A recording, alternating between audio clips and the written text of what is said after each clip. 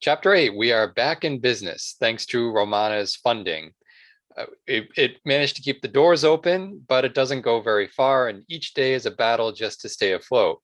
Now is the time we have to start cutting corners. Now is when, let's say, the bad decisions we made. My goal here was to make all the right choices, but of course, you have to compromise at some point. You can't just make all the choices in one direction towards the project and not expect it to in some way come back at you or potentially blow up in your face. And it looks like we have to make a sacrifice here. Are we going to and again, the choice here is between the people and the project. What's best for the project is what we're going to emphasize here. And I can see here the choices are how we're going to weigh, the costs and benefits of paying for one thing and getting rid of another. We can pay for catering and have shabbier costumes, but the performances would stay top notch.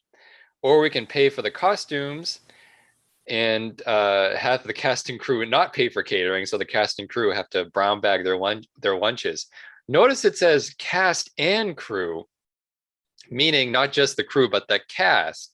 The stars as well would have to brown bag their lunch, not on this production, or we'll do without costumes or catering and save all the funds for post-production and marketing. All right, obviously the choice here is to pay for the catering and to settle for shabbier costumes, keeping the performances top-notch. The performances are the most important thing about this movie. And that's good. So we can actually pay for catering. That will help with the crew, keep the crew in line, so to speak.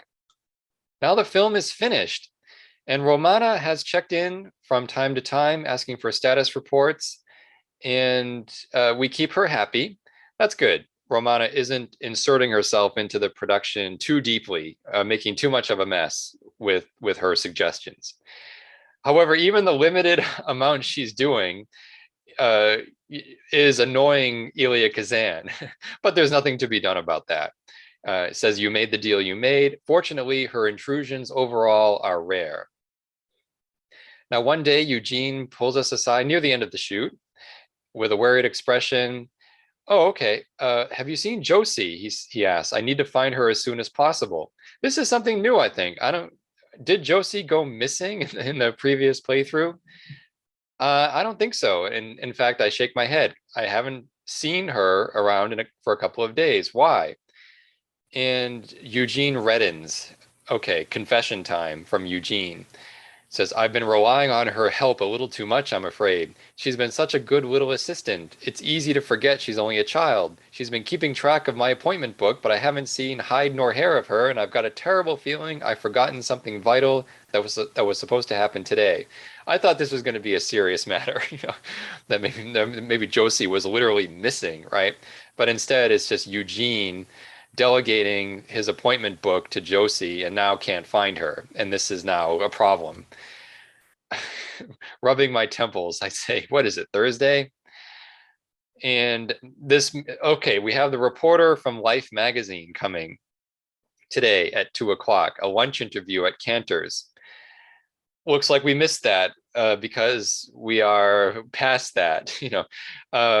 We stood her up. We stood up the reporter from Life, unfortunately. Damn, we just can't get good press with this game.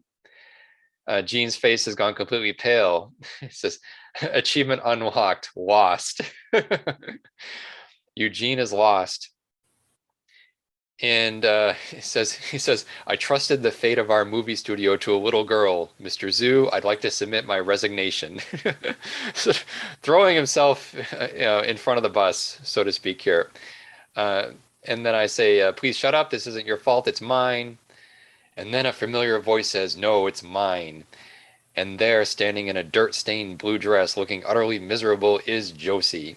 Oh, okay. Here's what we mean by lost. I thought that the lost achievement was referring to Eugene being lost or perhaps losing his job, but it actually turns out Josie is the one who literally lost the appointment book.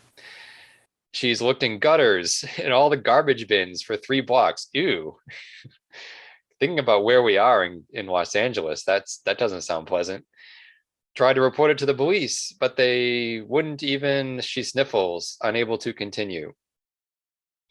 Now Eugene kneels down next to her, puts an arm around her shoulder. Sweetheart, why on earth didn't you just tell me? There's an emotional point for Josie, saying that I had perhaps thought that Josie's being on the set was a waste of time. Oh, the poor thing. And Eugene is trying to be comforting. And what am I going to do here? A few minutes later, Eugene smokes a cigarette as Romana's chauffeur pulls away with Josie in the backseat. Well, at least Josie is safe.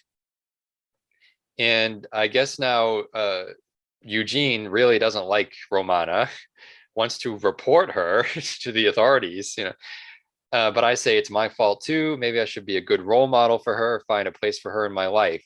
Here's another chance to have a kind of friendly relationship with Josie. And it's almost like the game wants you to do this at this point. It seems like now at this point to turn your back on this girl would be, the wrong thing to do, like literally the wrong choice that might actually be bad, a bad consequence for the production. I do have a choice here to say that the picture comes first, and but I can also say maybe it's time I start paying attention to Josie, but I can't do that. I mean, I can't neglect the production in any way. I can say I haven't found the time. I mean, I'm being a decent person here, admitting like it's not personal. It's not a personal problem I have with Josie. It's just the movie. We're making a movie here. I just haven't found the time. Eugene says, now we're getting philosophical here, saying, you think this is all worth it, Oscar? All the sweat and tears and everything we give up to make these damn flickering stories we're so obsessed with? You shake your head. I don't know, Gene. I really don't.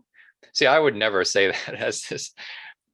I mean, if this is the sort of thing that's going to make you doubt the whole purpose of movies, like this little thing, an appointment book went missing. That's what happened here. And now we're going to get philosophical about what's the point of these movies if appointment books get lost and we can't have, friendly relations with nieces who come in from nowhere. Like it's this is so strange. This is pointless. I'm going to move on here. Finally, the last day of the shoot arrives. The final shot. The crew is hushed as Elia calls for take after take of a short but crucial monologue from the end of the second act. This must be where he was looking for some ingenious staging for the second act. He gives the thumbs up. That's a wrap, Gene says. Josie runs up to Josie. I guess Josie's on the set now. Runs up to Marlon Brando and throws her arms around him. You were great, Marlon. Come on, how many? I mean, at this point, Marlon Brando, doesn't need to hear someone say you were great. Nice work, everyone. Zeno shouts. See you at the wrap party. Okay. Now, an hour later, it's time for some final business. The last production report. And let's see the status of our production. We are now in post-production. We are 35% over budget. Crew stress is relatively high. The screenplay is maintaining exactly the kind of qualities we want. Oh, acting is wonderful. We've definitely increased the acting. In fact, it's over directing at this point. To say that the actors are doing a better job than the director, in this case, I would not say that to Ilya Kazan or to anyone, actually. I would not say which is better here. That would just offend everyone. Craft is low, but that's to be expected. You can't have everything. We made it, Gene, you say. Now, the internal mental report, I love this, the internal mental report. Personal stress I think this is an all-time high at 75%. We have put the project ahead of the people. And it looks like basically all of our personal relationships are under 50%. Somehow, it looks like the grip, that's somehow improved. I think perhaps because the grip, Bert is part of the crew and we did some things for the crew recently. We treated them to a few things, gave them a day off, or actually tried to give them a day off. That didn't work out. Anyway, it's a mystery to me why Burt McKenzie is suddenly feeling more positive towards us, but whatever. An old friend has agreed to host the wrap party at her luxurious home in the Hollywood Hills. All right. Again, this is the part of the game I've been dreading, this party. I'm going to try to get through this as quickly as possible, especially if there's a dog involved and or Orson Welles. Okay. Now, what are we going to wear? I think last time I was completely casual, just not caring about my presence. I'm not going to do that this time. I'm going to have an outfit that befits the seriousness of the occasion. It befits the seriousness of the occasion. It's a wrap party. Something fancy. It's the perfect chance to celebrate. Well, you see, you don't want to. A wrap party is for the insiders. So perhaps something formal is not appropriate. Something formal is for something that's more public. It would be more of like a premiere occasion or something like that. So let's just say something fancy to celebrate with the insiders. Decked out in a stunning ensemble with my red fedora, I assume. I'm fashionably late to the party. Elia is holding court by the fireplace. Elizabeth Taylor is telling some story to a circle of starstruck onlookers. The crowd's peppered with a few other famous faces, including Fish Grundy, whom half the party pointedly ignores. Now, who do I talk to here? All right, I'm going to talk to Fish. Wait. Well, okay, I'm not talking to Bert or Zeno because I don't want to affect those relationships too much. Now, Romana might be someone I want to talk to, perhaps to talk to her about Josie, or maybe even to ask for some help with funding some of the post-production. Or I could talk to Fish, but I think that might be a little bit more of a statement about, Fish's reputation in the community. Like by talking to Fish, I'm basically telling half the party that they should not ignore him. And but see, this is interesting. I would like to talk to Romana, because it's important, because it might be good for the project.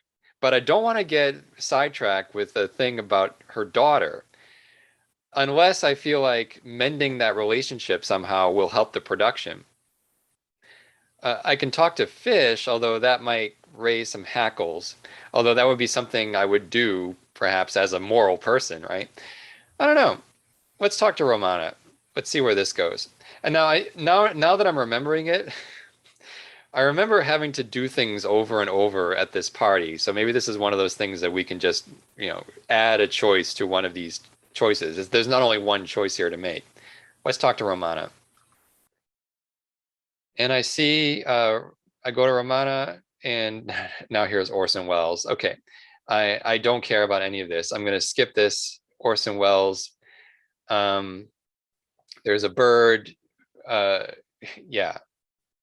And I'm not seeing anything different here. Skipping. Bert comes up with a smile and a tray of canapes. We did it, Oscar. Congratulations.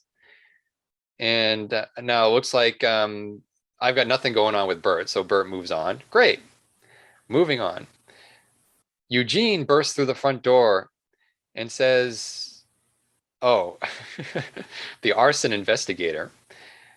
They found something. Okay, again, now we got the cardboard tube. All right. We got to go through this crap with the dog. I'm just going to get through this as quickly as possible here. I'm just clicking through this. Mr. Wells, your pet dog. I don't care about any of this. Just top choices until we get out of here.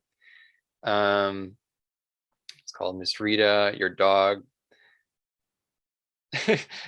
It's funny. Here's something Mr. Wells says in response to us saying, oh yeah, we're making a movie called Miss Rita. Now, Orson Welles, who was actually married to Rita Hayworth at one point, doesn't mention that at all, but does mention something about titles, which says a title is such an important thing. No, it isn't. He says The Magnificent Ambersons. He says that was a great title. Should have sold 1 million tickets just on the title alone. Wasn't that based on a book called The Magnificent Ambersons? I'm trying to remember. I think it was based on a book, but it might not have been called The Magnificent Ambersons. But anyway, that is actually not such a great title. Anyway, still getting through these stupid things. This whole thing with the dog at the party, come on. Unnecessary. just gamey stuff, like getting the thing to get the thing, and you got to go through this obstacle to get this, and there's really no consequence to any of this. All right, whatever. Just clicking through. Your dog is something of mine. I'd love to pet your dog. I think I have to go through all these choices here. Mrs. Fraser told me to bring her dog back to her. See, they're just replacing Garbo with Romana Fraser. It's the same damn party, except now instead of Garbo hosting it, it's Romana. And let's see. Same stuff. Yep, we did. Now we have to look over by the fireplace. Now we look over by the sofa. And they notice Fish. Now we have the Goldwyn daughter at the party with Fish Grundy. Check under the sofa. And okay, can I finally get this stupid blue tube? Can everyone move off the sofa? And oh God. Fish, any ideas? Okay, so Fish has to help me get these people out of here. He does with his clowning. Lift the couch. And gotcha. All right. Let's get this over with now. Where am I going to hide this? The dog fell unconscious because of these antics, and now I have to hide this from Romana. Oh my God. And now Orson Welles is back. Put the thing down Fish's pants. None of this. I don't think this really. And now we have Orson Welles waxing philosophical about filmmaking and Hollywood, the Hollywood system. I mean, this was fine the first time around, right? Even though it didn't really have much consequence. But the second time around, it's just the same exact thing over again. And now we have it. We have the stub of a cigar left behind at the fire on stage B, and it looks like the cigar of Lloyd Krogan. Now, in the previous playthrough, we got to the point where when we could confront Krogan with this, we decided not to. And Krogan actually then voluntarily said he didn't have anything to do with the fire. And from what I could gather, that was actually true, that Krogan had nothing to do with the fire.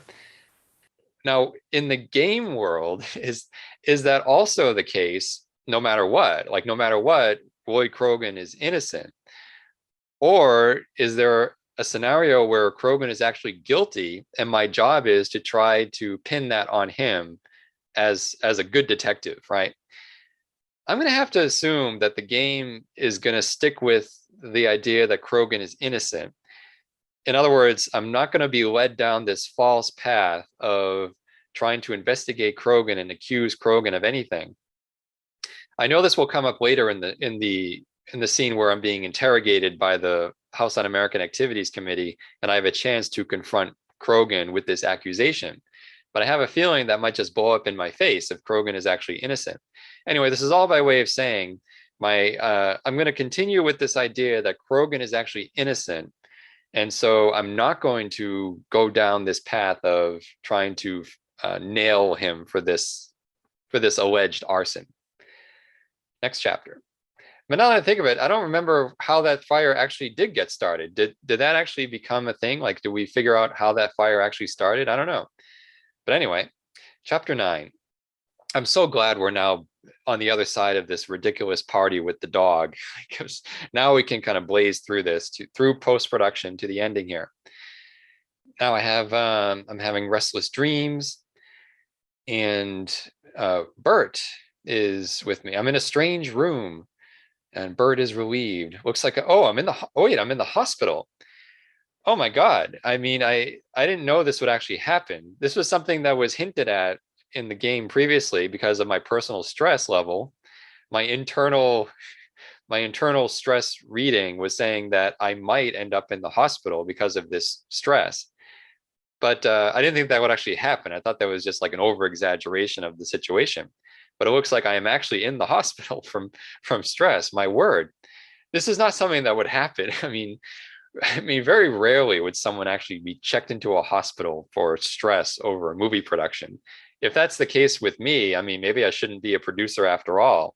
if these are the kinds of things that are going to, if simply having a production like this is going to put me in the hospital, I should probably stay away from movie making for the rest of my life. So Bert is with me in the hospital. Why? Why is Bert here? I have nothing going on with Bert. And Bert says, I had a heart attack. Wow. It says achievement unlocked, coronary. Is that really an achievement or something? I guess it is. I guess it was a result. It was a result, but I don't know if it was so much of an achievement. Anyway, so Bert says, you're going to have to accept that it happened. There's nothing you can do about it. You need to relax. It says, you've been pushing yourself way too hard. And now I'm asking, what about Miss Rita? And he says, we're muddling through without you. He says with a smile, oh no. Things you don't want to hear from anyone that say they're doing fine without you, and they're saying that with a smile.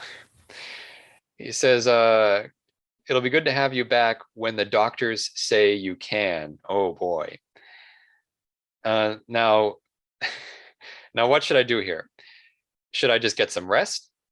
Or is trying to rest actually going to cause more stress? I think I even said something like this previously, when this idea that like, oh, my stress level about the production, if I don't stop stressing out, something bad will happen to the production. However, the other side of that could be just as true, that if you do stop stressing about the production, then something bad might happen because you're not stressed out about it. I guess it's a kind of attitudinal kind of thing. Like it's an attitude. Like if you have a certain kind of attitude about the world, where if you expect the worst to happen, yes, you might have more ongoing stress in your life. But by constantly thinking about the bad things that can happen, you may actually prepare yourself for those things happening, or prevent them from happening through proaction, and therefore they don't happen. And so therefore you might have like a moderate stress in your everyday life, but you'll never encounter the disasters that might happen if you just go around more optimistically, not even worrying about anything, and then suddenly something happens that you're not prepared for. So this is what we got here. We have a situation where, depending on the attitude of this character, either I should relax and that would be better for the production, or I should not relax because that would be, bad for the production to relax. Do I trust my people? No, that's not, it's not even about trust. It's not about trust. Yes, they're probably handling things fine on their own, but handling things is not how you make a successful movie. You don't just handle a movie. You have to make decisions. And without the decision maker there to make those decisions, and who is making those decisions? Romana? Do I trust Romana? Absolutely not. So, all right, I'm going to make a choice here. The project over the people. I am one of the people. So I'm going to actually say, I need to get back to set. I might, if this ends up, it'd be so funny if I end up dying, if my character dies in the course of this playthrough, and then the final thing in this playthrough is this obituary alongside a notice saying how successful Miss Rita is thanks to the sacrifices, the mortal sacrifices of Oscar Zoo to make this movie happen. Well, let's see if that happens. I mean, that will be, but even then, I've fulfilled my goal, which was to have a successful movie. I didn't say from the beginning here that my goal was to have a happy life, or to have a well-balanced lifestyle. It was to have a successful movie, and if that means the death of the producer, that's what that means. Here we go. Oh, okay. It's a long explanation of here. I do relax a bit. I have 10 hours of sleep, and then I take a nap, and then I try to put the movie out of my mind to catch up on some correspondence and reading, even watching some programs on TV, which gives me a chuckle. Only in Hollywood would a hospital put a television in a patient's room. this, this is the that's the thing. TV in hospitals was a luxury in the very beginning. Like air conditioning, air conditioning in the 1950s, that was a luxury for, for certain office buildings. But TV in hospital rooms, I am definitely in living the life of luxury in the hospital. By the time your doctor rules you're okay to return to work, you're feeling significantly better. I mean, it doesn't look like. See, I'm trying to figure out, like, if I do really, did I really click on the right thing here? Because it's saying I got my relaxation, and it's saying that post-production has struggled on without you, without my hands-on supervision. I thought I chose to get back to work. Didn't I press that? I'm gonna have to look at this back in the replay. And if that's the case, then this game isn't giving me what I chose. It's just simply saying I am resting. But anyway, after days of rest where things are happening to the movie that are probably not good, I come back and get a standing ovation. By whom? We're in post-production. Who's standing around waiting? I guess at the office, people are standing around the office because there's no set at this point. The sets are dismantled. Now let's get back to work. The assembly edit screening. And there's no mixed sound yet. It's only got temp music and the titles are missing. But now we're watching Miss Rita for the first time. And now who is going to be the editor of the movie? Do I pick me, of course? No, I don't think so. One of the best in the business, if most expensive, or an affordable talent. Yeah, an affordable talent. I mean, maybe not the most talented, but willing to work for a rock bottom price. No, an affordable talent is good.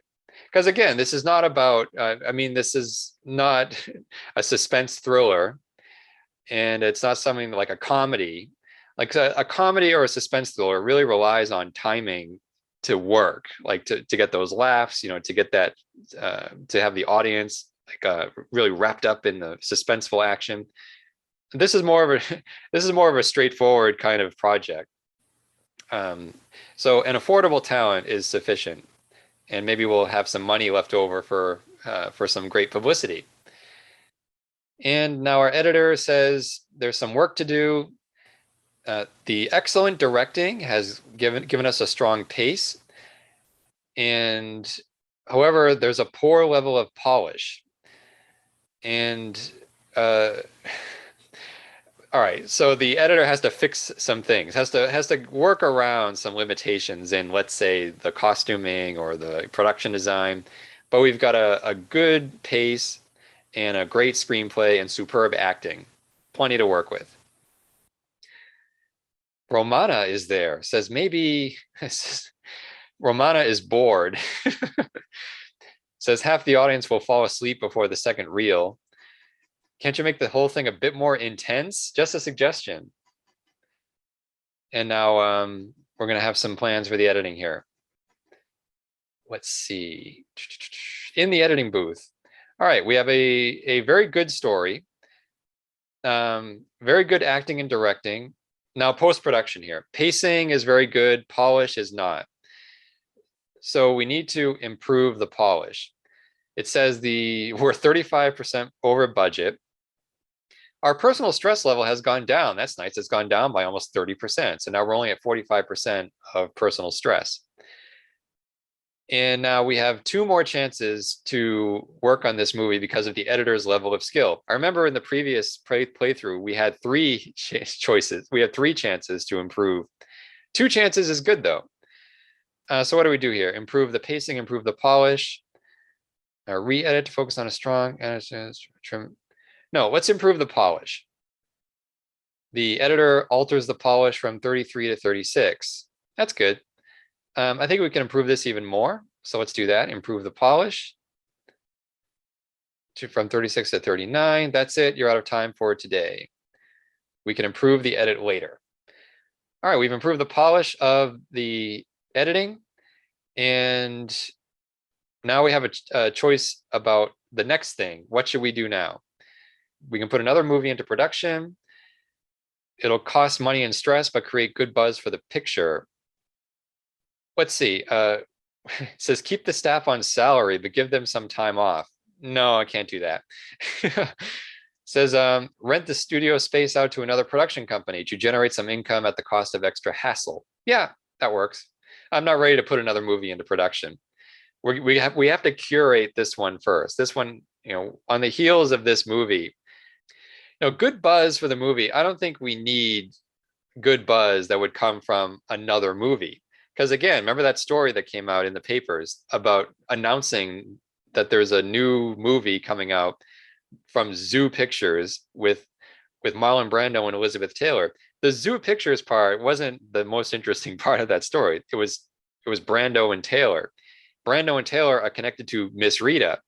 So to put another movie into production, I mean, what would we say? Would we say another movie from the same studio that made this movie with Marlon Brando and Elizabeth Taylor is going into production? No. There's nothing good about that publicity, or nothing beneficial about that kind of publicity, considering the cost of putting something else into production. So we're going to rent the studio space out, get some money that'll help us with this movie, and then maybe think about another movie later. Okay. Now, Fish Grundy is back and has an idea for a new project, but now we have to talk about the blacklist again. And he can't get work. He's on the blacklist. He says, people I knew for 30 years won't take my calls. This is the same thing that happened last time. And I remember last time I was not very helpful to Fish Grundy. This time, though, I'm going to do the right thing. And I'm going to say, well, I have a choice here. I can say, of course, I'd love to work with you again, even if my studio comes under fire. Or I can say, maybe we could work together unofficially. If we kept it under the table, we might not get caught. I mean, that's a way to work the system without confronting the system. And this was done in the period. I think I mentioned this in the previous playthrough, that in order to work around the blacklist, producers would hire blacklisted people to work, but then their actual work would be credited under someone else's name. Either fake names would be used, or you would have an actual person, but that person would not be doing the work. They would just be the front. That would be the front for the blacklisted talent.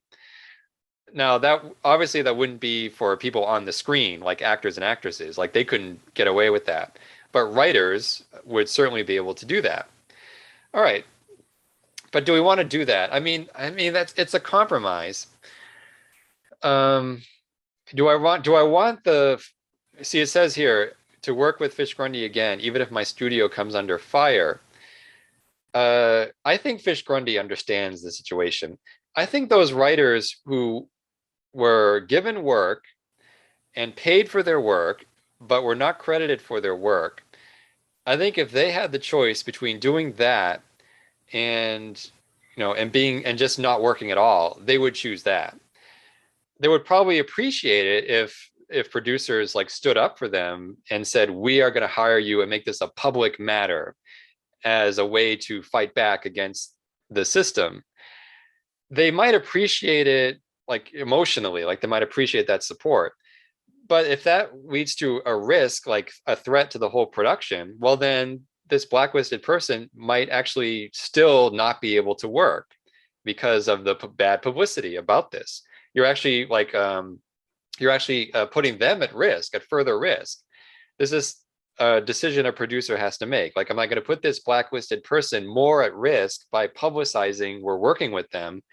Or is this really about the moral crusade and doing the right thing here? I am going to say, just at this time, right? Because the turn hasn't happened yet. There was a point when the public sentiment turned against the House Un-American Activities Committee. Just you couldn't avoid noticing the overreach and the way it was destroying people's lives. And of course, when a new administration comes in at the end of the 50s, like a lot of that rhetoric and a lot of that kind of the Red Scare.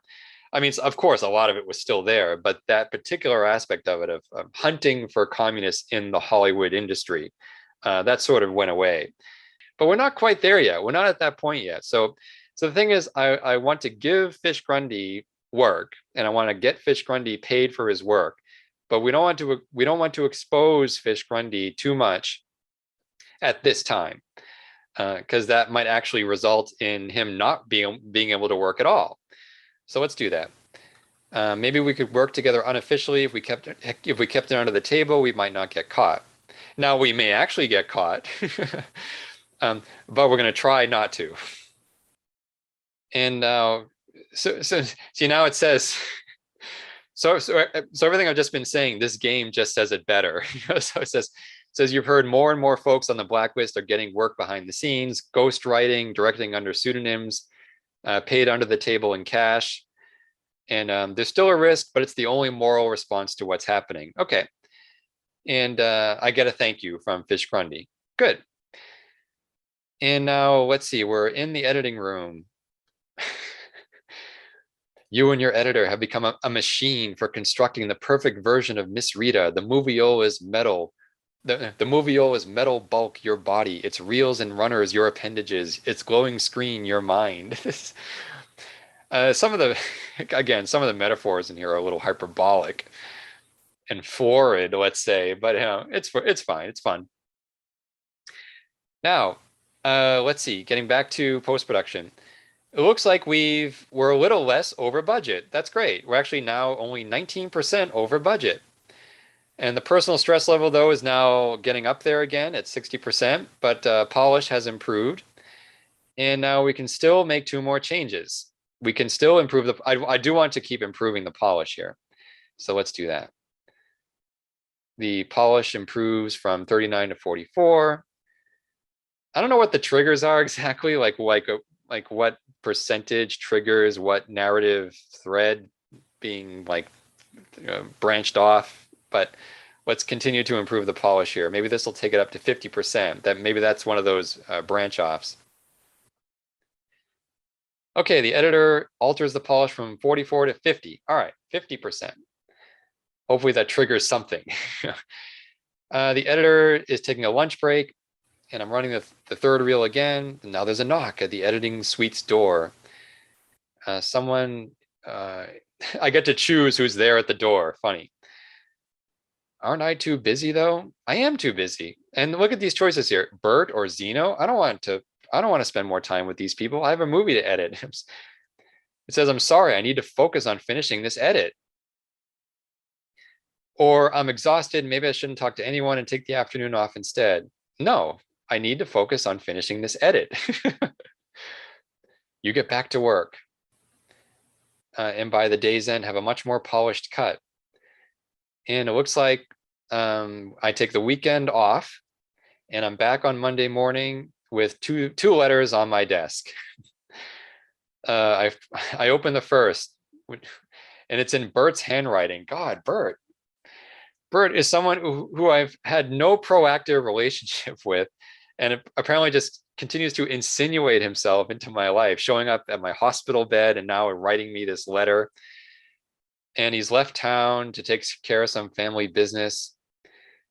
And I mean, I guess Bert is a valued member of the crew, so that's disappointing. But it says I can't drum up much sympathy for Bert and his personal problems with his family because he is a member of the principal crew. He's flown the coop and won't be around to help you through any reshoots or future projects from your studio. Annoyed, I open up the other letter. It's better news, but causes a swarm of butterflies in your stomach. Don Mason, one of the top radio personalities in the nation, wants to broadcast an episode of his program from your studio. Looks like Miss Rita is about to get some national attention, whether it's ready or not. Cool.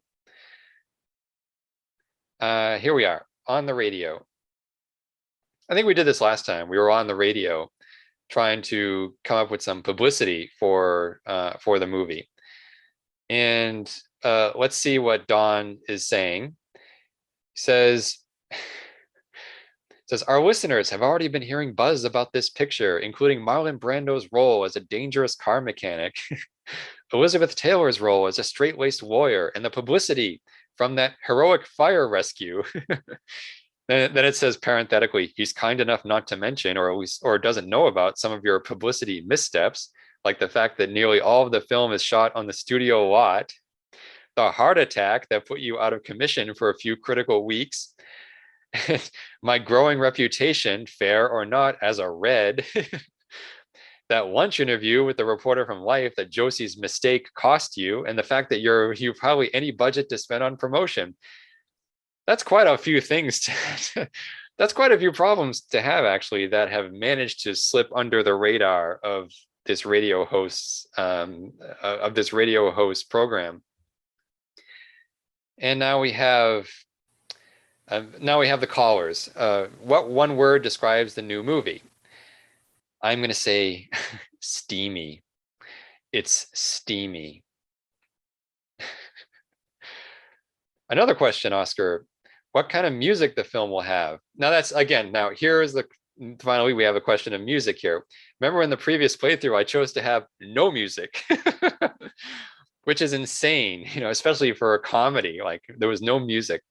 Here we are going to have music, but what kind of music do we want to have? Now again, this is a romantic melodrama set in a sleepy Midwestern town. So you want a swelling score, you want something pulling on the heartstrings of the audience. Even if it's a little corny, I mean, that's okay. So it says here, have a sweeping traditional soundtrack for full orchestra. No, actually, in a licensed classical music and scores from old films to save money? No, heck no. Now fill the soundtrack with the latest hit songs. That might actually be an interesting choice. Although that might actually turn out to be more of a distraction than anything.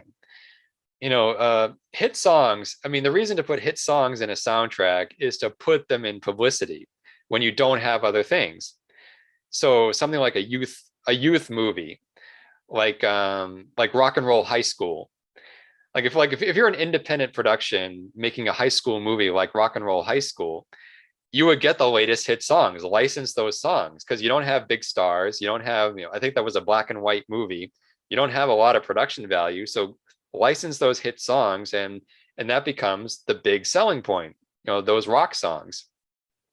Or you have like movies like the beach party movies with Frankie and Annette, Frankie Avalon and Annette Funicello. Those had hit songs on them. But those were sweet, cute little movies that just had for kids, right? We don't want that. We want a sweeping traditional soundtrack for full orchestra. This is going to be a huge, lush production. I think Ilya Kazan will be pleased. At last, the interview is over. And now the last few weeks have been rough. There's no word from Bert. You wonder if he made it back home. You wonder if he's coming back. I do. I don't even know who he is, to be honest with you. Now, Gene grabs my arm. Gene is always grabbing my arm with something. Mr. Zhu, now here's the interview with the reporter from Photoplay. Oh, I remember. So last time I had to blow this person off. This time we are doing it. We are doing the interview with Photoplay. However, there's a problem. Gene says this is an important interview because it says the press has really latched on to some of your more free-thinking actions lately. They're calling you a pinko, if not downright red. Look, your beliefs are none of my business, but they're bad press right now. You better do what you can to make the story about the movie, not you. All right, this is good. I kind of expected this in a good way, like that my choice to not support or to push back against Jonathan Creed and his government hackery, that this might be bad for the production because of publicity that might come out, that Creed might make it difficult for the production to have a good publicity launch. And I guess this is what's happening now. So I have to do some damage control. I'm doing the interview with Photoplay. Time is running out. I'm back in the editing booth. I'm a little bit more over budget, but that's okay. I can still improve things. Oh, but it looks like the polish has actually gotten even better. Oh, right. I remember I actually had 3 chances to improve the polish. So the polish is at 62%. This is all good. I mean, there's craft here that could use some work, but it's probably too late for that. Can I re-edit to draw attention away from that? Let's see. Re-edit to draw attention away. Okay, yes, I can. I can re-edit the film to draw attention away from the perception of craft, improve the perception of the craft. See, not improve the craft, because that's too late. It's too late to improve the craft with editing. The editor alters the craft from 35 to 42. The magic of editing, the magic of editing. It can make a movie look better. And let's do this again, because I'm happy with everything else. Let's just improve the perception of the craft. Hopefully this puts it up to 50. Let's see. No, not quite. From 42 to 45. I don't know if that's a significant jump, if that actually helped the production, but let's see. You're just shutting down the moviola. Oh, and Zeno is at the door. And all right, it looks like I just skipped this part of Saturday. I was just focused on the interview part, but it looks like I actually had a plan to hang out with Zeno. Because I don't care about Zeno Cooper. It looks like I have another chance to get together with Zeno. I can say, says I'm sorry, Zeno, but the film's got to take priority. I mean, what's the point of that? I mean, does that really? I mean, how about I'm sorry, Zeno. Maybe another time. Works for me.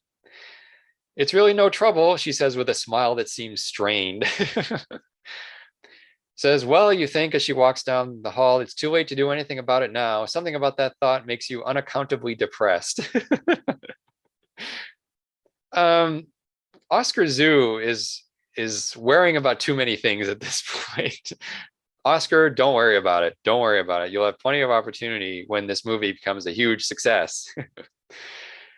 And now, what can I do? Can I take the rest of the afternoon off or keep working on the edit? There's still time to make a few changes. Yes, I want to make a change.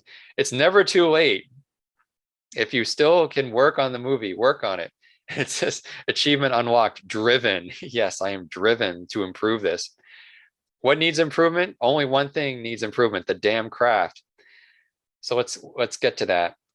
We're going to re-edit to improve the perception of the craft. Can we get this over 50%? I hope so. From 45 to 49. All right, one more chance here. If I can get this over 50, that would be wonderful. Improve the perception of the craft. Yes. So the craft has now been altered. What was it in the very beginning? I think it was like a 30 something, like a 35 or something. It was really low, like in the 30s.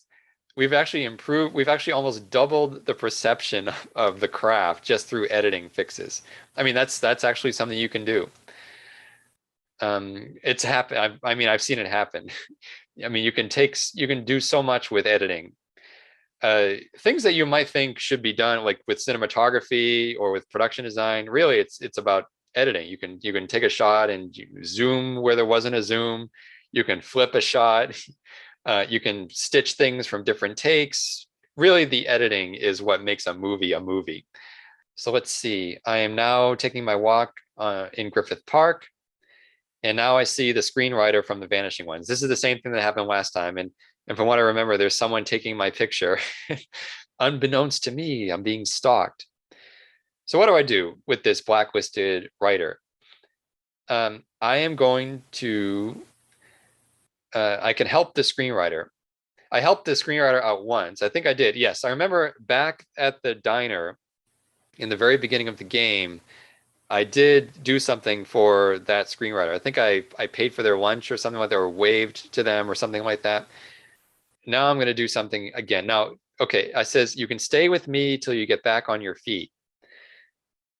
Yeah, I mean, you have a desperate, talented screenwriter who needs help, and I am in a position to help this person. And I know somebody's watching, right? I know somebody's going to take my picture, but I'm not going to have that be my reason not to help this person. I'm going to help this person. It's going to say, you can stay with me till you get back on your feet. I think last time I said, I'm sorry, I can't help you, or something like that. but still the picture was taken of me with the person. So even though I didn't help the person, the picture was all that Jonathan Creed needed to jump all over me and accuse me of this or that. So I might as well. I mean, if we're going to look at it that way, I might as well help the person if it's going to be perceived that way, no matter what. Okay. And also, it's the right thing to do, obviously. You end up sitting on the bench for a long time, and we're talking about everything that's happened to America, to Hollywood. And it looks like we've talked all night. And I offer the sofa in my apartment, and he gratefully accepts. And we head home. And I stop at the newsstand, and here we go. Hollywood visionary subpoenaed. Creed calls Zoo to testify before Congress. Okay, here we go with the final act, which is the hearing. And now I'm going to make all the right choices here, meaning all the morally right choices here. And I'm not going to try to sabotage my own production, but at the same time, I'm not going to let Creed dictate what's going to happen to this movie. So let's see what happens. We are in Washington, D.C., so Eugene cannot, unfortunately, grab my arm and say, you need this or that. We're on the phone. How do we do our advertising here? Do we take out a full page ad to reach the smart set? No. Yes, put up billboards in all the big cities to get broad awareness. Absolutely. Billboards, Brando, Taylor. In a slightly smaller text, Kazan.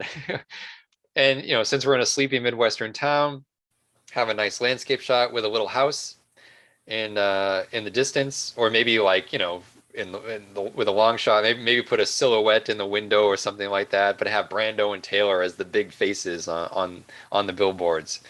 Sells itself. It'll sell itself. Got it, Mr. Zoo. We'll get those ads running right away. And now it says, how are you feeling? You sigh. Okay, here's the consequence of all my personal choices here, my personal relationships. It says, I've had to abandon my film to fly to the other end of the country to testify before a congressional committee that hates my guts. I lost Burt McKenzie. Zeno Cooper won't speak to me. It's 11 o'clock the night before my dog and pony show, and all I want to do is go to my hotel room and sleep. But the movie is going to be great. It doesn't say that. It doesn't say the movie is going to be great. I have no faith for some reason suddenly in Miss Rita. And now there's the photograph inside the thing. Now this is the thing I could use against Lloyd Krogan during the committee hearing. Let's see if I do that. Yeah, you have the Pavel Rusinski with Lloyd Krogan in the photo. And this is my little trump card against, that will help me against the committee, right? Let's see if I use that. What am I going to wear to the committee? I'm going to wear something more formal. A protest button, an American flag pin. That would be almost ironic. As a member of Generation X, I really appreciate the irony in this gesture, wearing an American flag pin. I mean, it's not going to have any connection to what I'm going to say, but it's a nice thing to put on as as a statement. Yes, I will swear to tell the truth, the whole truth, and nothing but the truth. I have no other choice here. And now it says, Mr. Zoo, so Jonathan Creed is saying, you are the founder and principal creative force behind the motion picture studio Zoo Pictures, are you not?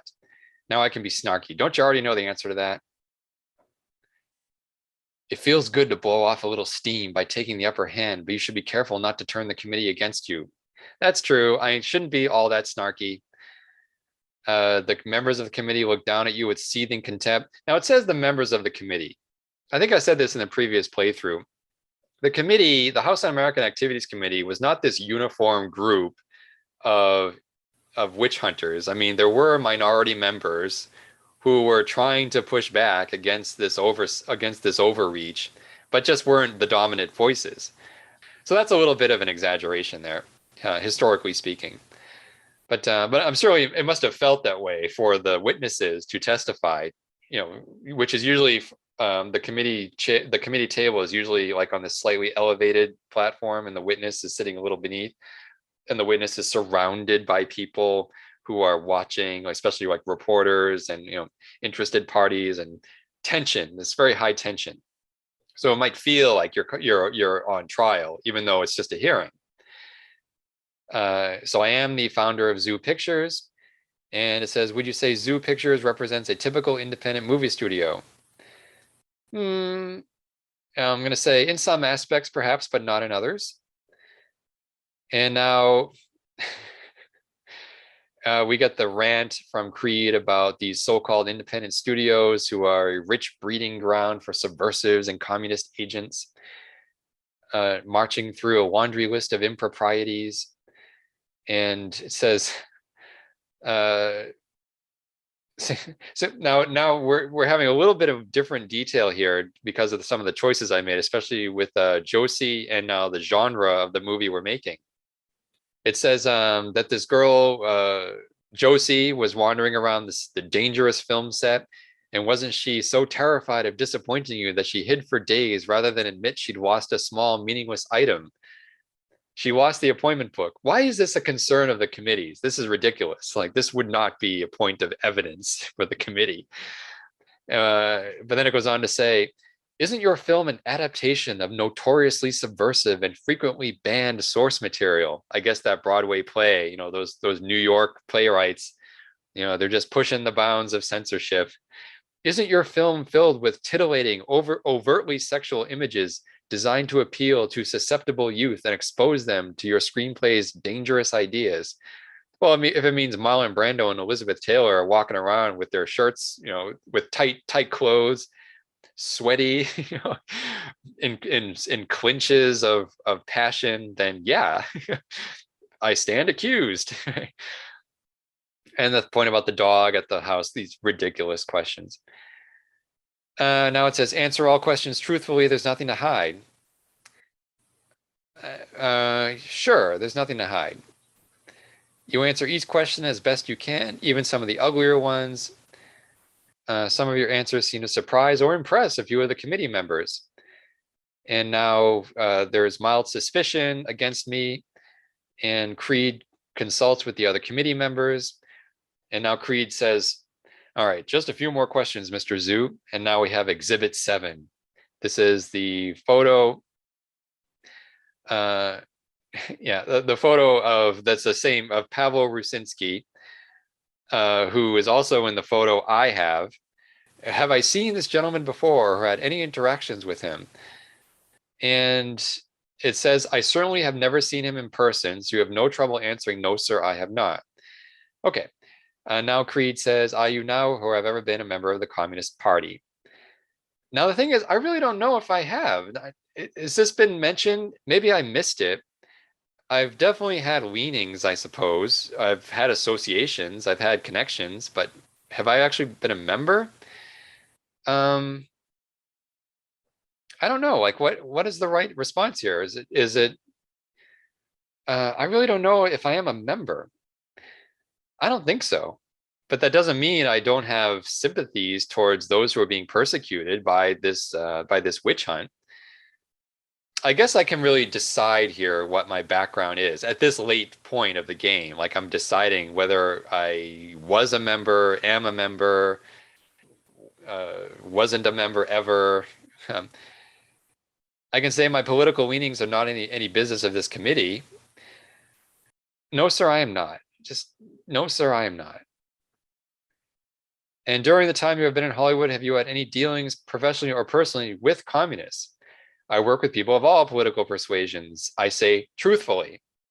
See, that's true. I mean, you work with them. It doesn't mean you share the same ideology. And now it says, now Creed says, are you actively involved in corruption, disseminating red propaganda? And Creed says, I say, of course not. Creed says, I believe you are. I believe you're in a vast network within Hollywood, trying to destroy this country by filling our motion pictures with red propaganda. Again, another rant about the independent studios. This is again in the previous playthrough. And now what do I do here? Do I speak up for myself? Do I politely raise an objection to this characterization, or do I just stay quiet? I'm going to politely raise an objection to the clarification. Again, because all of this is being filmed. I mean, this is some of these hearings were broadcast on television, like especially if you had a famous person testifying. I'm not so much of a famous person, so maybe I'm not being televised live, but I'm certainly being recorded. I'm certainly being, this is going to be part of a news story. So, I mean, the more I try to grandstand, the more bad publicity this will create, and not in a way that I can control, really. So I can't really control what image is getting out there, but I can control how I behave in this specific situation. Um, I could just stay quiet. They'll just shout me down whatever I say. Well, no, let me just politely raise an objection to this characterization. I'm going to politely raise an objection. Uh, just to show I've got some kind of backbone, right? Creed gives you a sentence and a half before banging his gavel impatiently. Thank you, Mr. Zhu. When we're interested in further testimony from you, you can be sure we'll ask for it. See, this is the thing. The committee, especially this part of the committee, the ones who are driving the questioning, it's almost like they don't even care about the answers that they're getting. They just want to have their questions be heard. And their questions were usually these rants, these long speeches, proselytizing about communism and all that. And the witness was almost irrelevant to the proceedings, right? Especially if they didn't follow the script. Yeah. Um, Now they're calling Fish Grundy to the stand, and unfortunately, we're going to see Fish turn turn turn coat on us. Wait, let's see what Fish does before I cast judgment on Fish. Says, I'll answer your question, says Fish. And it says, now Fish says, until recently, I was a member of the Communist Party. And now he's being asked, you were recently approached by Pavel Rusinski on a covert mission to insert communist propaganda into mainstream Hollywood films. Is that correct? Fish says, yes, that's correct. Does it matter if he's telling the truth? Huh. Now, so Fish is admitting that he's actively on a covert mission. So that matters. Like, this matters to my production, I suppose, because the deal. I mean, the thing is, the whole idea of characterizing this as a witch hunt is that it's an overreach. It's that they're looking for things that are not there. But here, Fish is saying, well, actually, yeah, there is propaganda thing. There's actually a propaganda campaign going on here. Of course, that matters if that's true. So Fish reads his statement. Says, at the time of meeting Mr. Rusinski, I had been taken in by the communist propaganda machine. But okay, so now Fish Grundy says he realizes he was misled. His ideals were used against him to unwittingly advance the agenda of the communist apparatus. Okay, he is admitting to being a member of the party, but not to consciously be doing propaganda efforts. Although this associate of his was and was trying to get Fish to do that. And now it's about me. Am I a member of the Communist Party? Fish says no, but have I upheld the blacklist? And now Fish says, to my knowledge, Zoo Pictures has never hired someone after they got put on the blacklist. And now Creed's now Creed smells blood, right? Creed is sensing an opening here, and says, he didn't ask about Zoo Pictures. He asked about me personally. Has Mr. Zhu done business with anyone now on the Hollywood blacklist? And now Fish is looking at me and says, yes. So, yes, I have done business with Fish. Thank you. And Creed says, thank you, Mr. Grundy. That will be all. Okay, this is a turn. This was not said in the previous, this was not done previously. I was not put on the spot like this. So Fish has basically outed me as someone working with someone who is on the blacklist. That's all Creed needs to continue, to proceed. And now Fish walks out of the room. And now Creed says we will take a recess and conclude the hearing in very short order. All right, I confront Fish. And now I I say to Fish, this is how you repay me, or is it true you've been working for the communists? Well, I'll ask that. Is it true you've been working for the communists? And he says, my wife, Albertine, said that, so they said, okay, so the committee said they would take his wife, no, so the committee said they take him off the blacklist if he told the truth. And so for his wife's sake, he told the truth. All right. Now, what he did was he did tell the truth. He said that I worked with him while he was on the blacklist. That's not a lie, right? I mean, of course, from the committee's perspective, there are a lot of insinuations that are involved here that they're just going to go off and running with. But for Fish's purposes, he just had to tell that part of truth in order to get taken off the blacklist. And he turns and walks away looking like an old man. He's not proud of this. I mean, he did it for his wife, but he's not proud of this. Do I forgive him? Safe travels, old friend. Yeah, I'll have to forgive him for that. Because I guess I'm just a magnanimous kind of person, you know. And also, it's the truth. I mean, he told the truth, which is that I am working with him.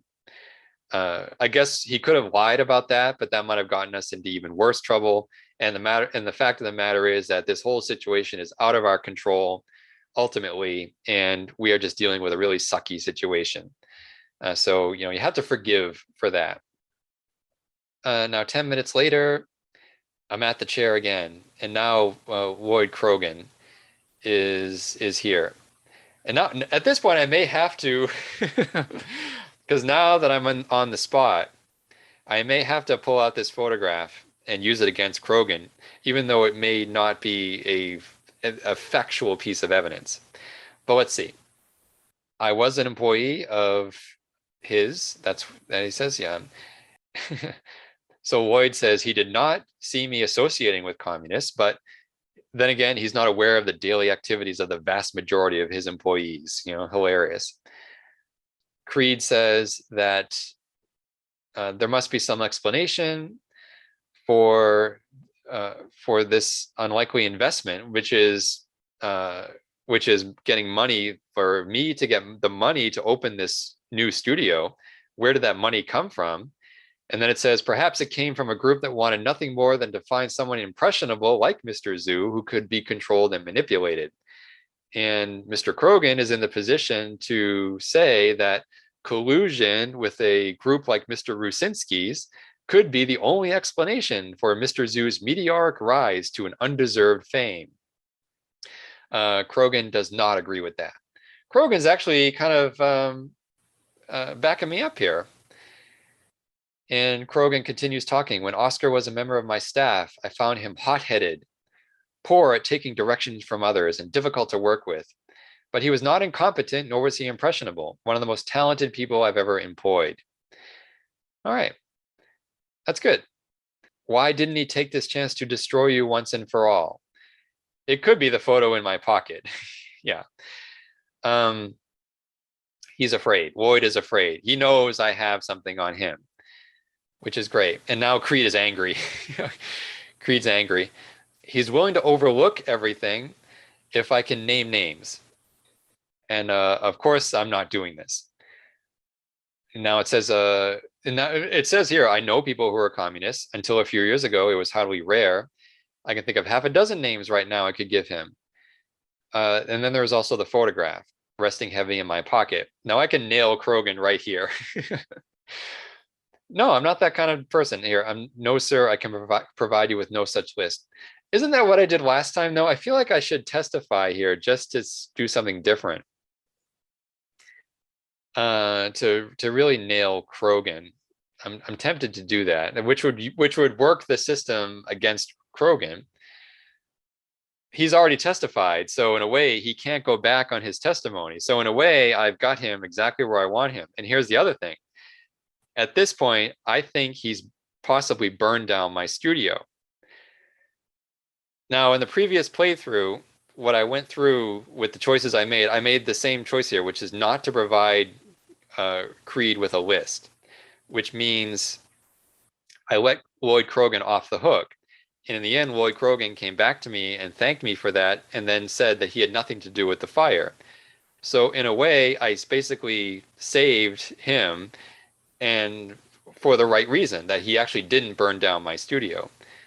I'm going to now think about it this way. I still think at this point in the game, now that we're in the second playthrough, I still think he burned down the studio. And for that reason, now that he's already testified, I can take attention away from my production entirely by accusing him of these dealings with this man Pavel Rusinski, with the photo I have in my pocket. I mean, am I saying something wrong here? Am I lying to the committee by showing this photograph? Or am I simply gaming the system to work for me instead of against me, while not harming anyone who I think might be innocent?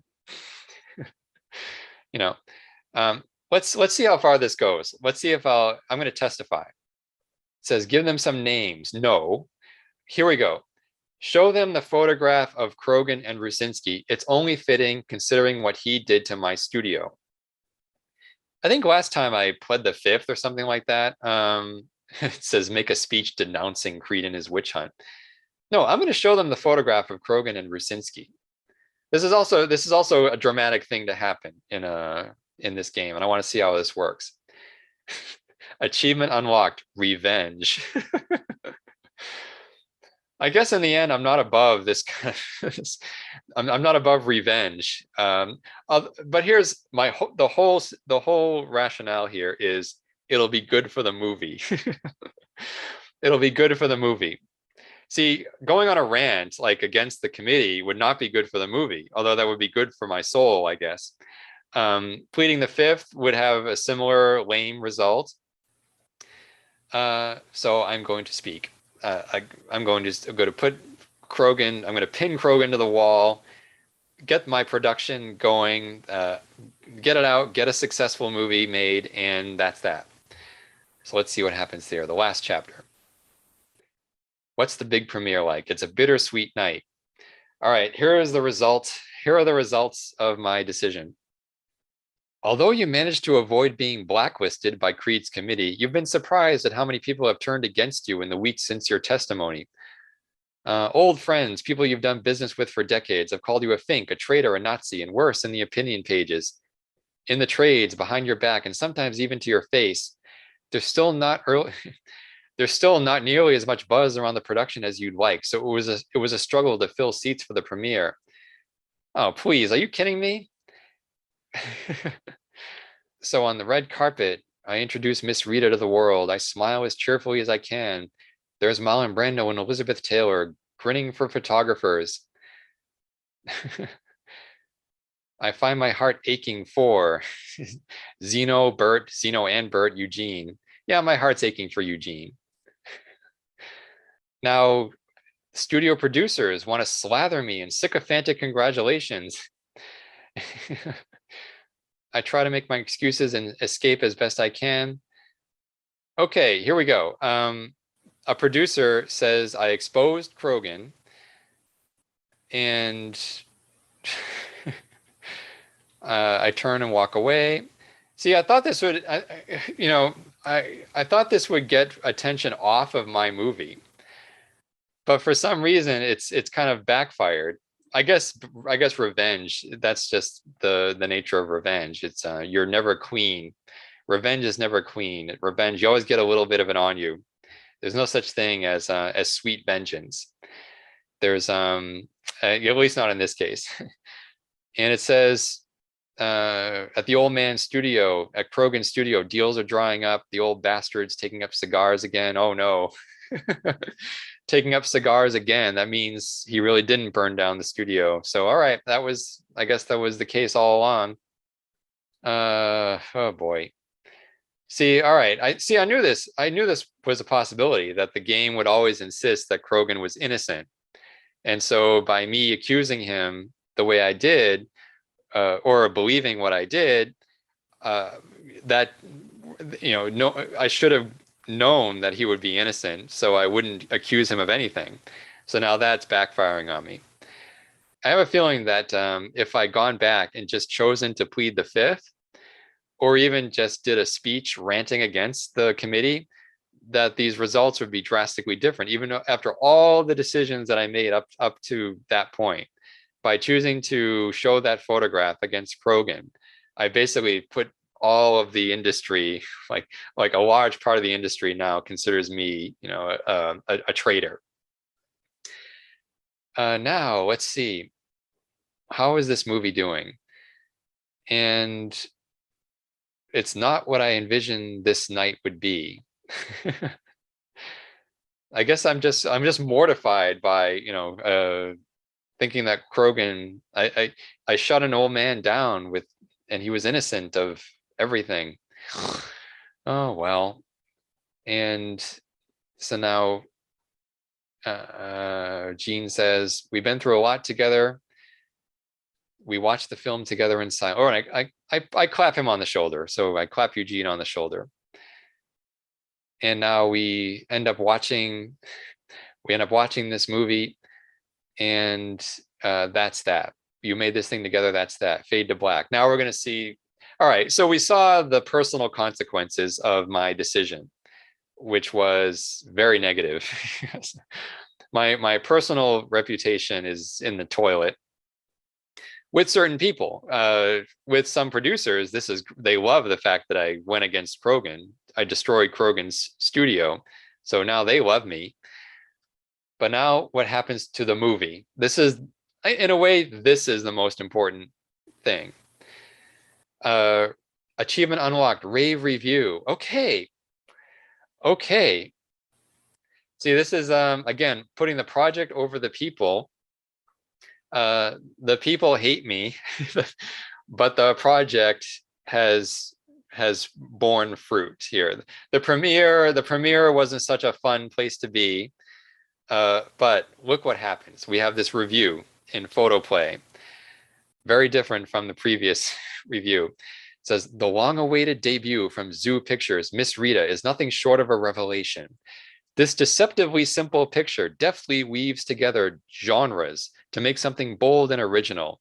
Directed masterfully by Ilya Kazan, this full-color tale of a dangerous car mechanic, Marlon Brando, and a straight-laced warrior, Elizabeth Taylor, who wage an electrifying battle against the forces out to stop them, is a coup for the new studio, which survived a near catastrophic fire and a harassment by Congress on the road to getting this stunning picture made.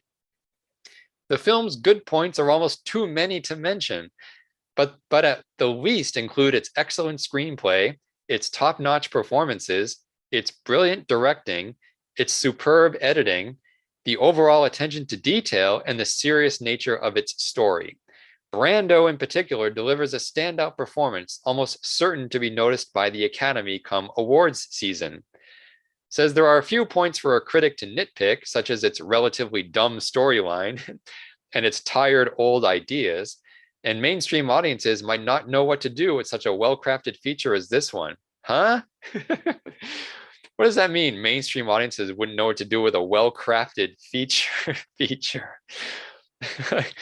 Oh my God, such good sound design. What can I do? What does one do? Whatever shall I do with such great music? It says, however, if viewers take a chance on this picture, I think they will find it to be well worth the investment. And so, epilogue. Oscar party. And now to present the next award, please welcome Oscar winner Spencer Tracy. Spencer Tracy, Eugene pokes your shoulder. This is you, he whispers. It says, oh, knock it off, you mutter back. Can't you just enjoy the party and smile for the camera? So we are now the Academy Awards ceremony is here. We are at the Academy Awards ceremony. The television cameras are there. And for the first time ever, the Academy Awards are being televised. and we're watching Spencer Tracy, and says, Spencer Tracy says the Academy Award for Best Picture goes to Miss Rita. Well, here we are. Oscar has won the Oscar, as I intended. Says you leap to your feet, grinning widely as the applause begins. Suddenly, that premiere, that hellish premiere, seems like a distant memory now, doesn't it? But now it says, as you walk up the aisle, you can't help but notice how many people are not applauding. How many are turning their heads away as you walk by. Strangely enough, this will happen to Ilya Kazan himself in his later years. You know, in a way, Oscar Zoo is living the life of Ilya Kazan after the hearings, where amazing success, but with this personal reputation amongst certain people being rapidly diminished and non-existent at this point. But I have the Oscar statuette. It says this is what you always wanted, isn't it? It says we hope you've enjoyed playing Hollywood Visionary. It doesn't say if it was a huge success, this movie. Obviously a very critical success, but we don't know if it was a box office success. Although at this time in the 1950s, like you really couldn't have a movie that was a best picture winner and not be a financial success. I mean, later on, when, like in later decades, you would have a movie sometimes that would win best picture, but not be a super successful movie. But back in the day, like back in the 1950s, especially now when it's a televised broadcast, brand new televised broadcast, whatever movie wins best picture is going to be a big success. So this is great. I mean, in a way, this is sort of the result that I mean, I do wish I went back and redid that choice to not accuse Krogan, because I thought maybe that the game would branch things out where Krogan would be guilty of arson in one and not guilty of arson in the other. And by accusing him in this playthrough, I would in fact be accusing an arsonist of something. But the fact that this time around my character did kind of name a name, like pulled out this photograph, that did cost me dearly, my reputation in the industry. If I had to go back again, I'd probably do something different, knowing that Krogan was innocent. But actually, the result that I got for the movie itself is one that I totally expected based on the choices I made, which was the exact opposite of what happened with the Green Promise from the previous playthrough. I suppose there could be another scenario, which is this, that the movie doesn't win a lot of Oscars, but is a huge financial success. But I guess we didn't have an opportunity to see that. I certainly don't feel the need to play this through a third time just to see that. But I do like the way this ended up, at least for the project, because all the choices I made to build up the project resulted in an Academy Award for Best Picture. So that's great. So let's now exit this. And thanks. Well, for those of you who were watching this, I appreciate your attention. I mean, a lot of this was basically for me to do as an exercise, just to see what would happen as we play through this game twice. But I hope it was of interest to you as you're playing it. And now it is a good thing to point out these things, these different choices, because you could make completely different choices and have a completely different playthrough.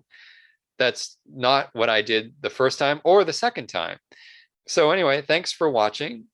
And I also want to thank, I suppose, Aaron A. Reed for writing such an interesting game. Overall, I mean, I spent a good 15 hours or so on a game that is all text. I really do appreciate the all text adventure here. And I really do think this did a really good job of establishing the setting and building up the drama, where the decisions that you make has serious consequences. I mean, my character wound up in the hospital at one point. I was actually afraid my character might die, based on their personal stress level.